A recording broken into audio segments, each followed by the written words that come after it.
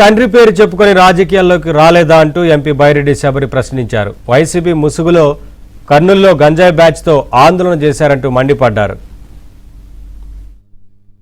జగన్మోహన్ రెడ్డి గారు చాలా సీనియర్ వ్యక్తి, ఆయనకు ఎంతో అనుభవం ఉన్న వ్యక్తి.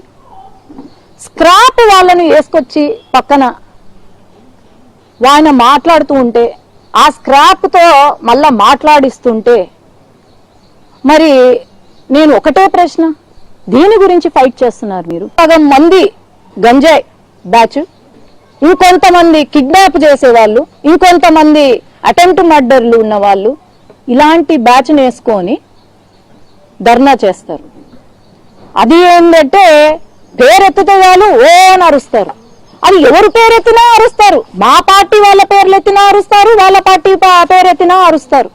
కొంతమంది నాయకులంట తండ్రి పేరు పెట్టుకొని రాజకీయంలోకి వచ్చినారంట, తండ్రి డబ్బులు వాడుకొని రాజకీయంలోకి వచ్చినారంట. మరి మీ గురించి అనుకుంటా జగన్మోహన్ రెడ్డి గారు, వీళ్ళు పులివెందలో కూడా తిష్ట వేసి ఏమన్నా ఇది చేసేలాగా ఉన్నారు. మరి ఆలోచన చేయండి. ఈ రౌడీ వెధవలు పంపించడం మరి మీ పార్టీకి